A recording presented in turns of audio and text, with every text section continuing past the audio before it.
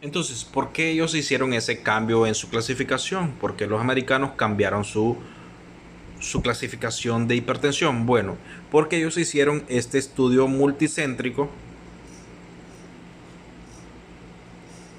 Este estudio multicéntrico en muchos hospitales de Estados Unidos, incluyendo Puerto Rico.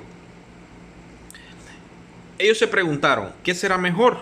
¿Mantener los pacientes menores de 140 o mantener los pacientes tratados con el objetivo de que lleguen a menos de 120? Es decir, antes nosotros nos conformábamos con decir que el paciente tuviera menos de 140, ya lo considerábamos que estaba bien. Pero la pregunta es entonces, ¿qué pasa si estos pacientes los tenemos incluso con menos cifras de presión arterial? Querían ver ellos si cambiaba en algo la mortalidad o las complicaciones crónicas cuando éramos más agresivos en bajar las cifras de presión arterial en aquellos pacientes que ya tenían diagnóstico de hipertensión. Entonces, ¿qué encontraron ellos? Ellos encontraron entonces que entre más severos, entre más agresivos eran en bajar las cifras de presión arterial, menos eventos cardiovasculares desarrollaba el paciente.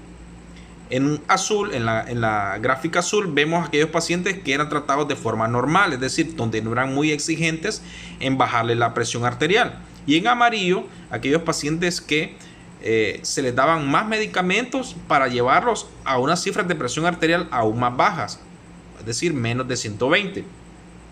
Entonces, de forma positiva, ellos encontraron que entre más agresivos eran en bajar la presión, menos eventos cerebrovasculares desarrollaba el paciente. Encontraron un 25% de disminución en infartos, en SB e incluso en insuficiencia cardíaca.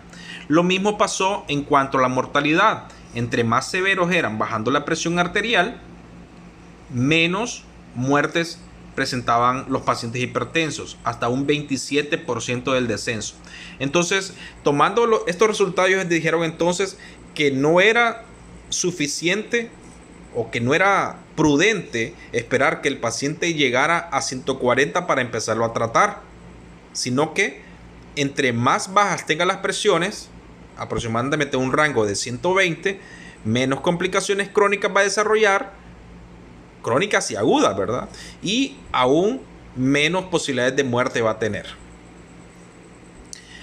Entonces, esto solo es para que vean en el gráfico, en las barras del lado izquierdo, cómo ellos pasaron de tener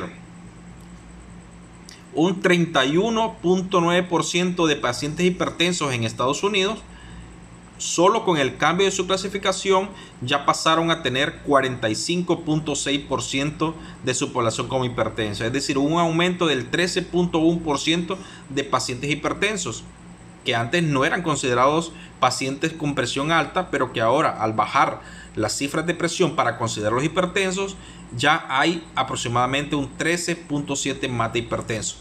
Y cuando eso ya lo llevamos a números, en la primera gráfica podemos ver que pasamos de tener 72.2 millones de hipertensos a tener 103.3 millones de hipertensos en Estados Unidos. Claro, esto no significa, y lo van a ver cuando abordemos el tratamiento, que todos estos pacientes empezaron a recibir fármacos para la presión arterial. Ya van a entender eso. Es decir, aumentó el número de hipertensos, pero no todos esos nuevos hipertensos necesitan tratamiento farmacológico.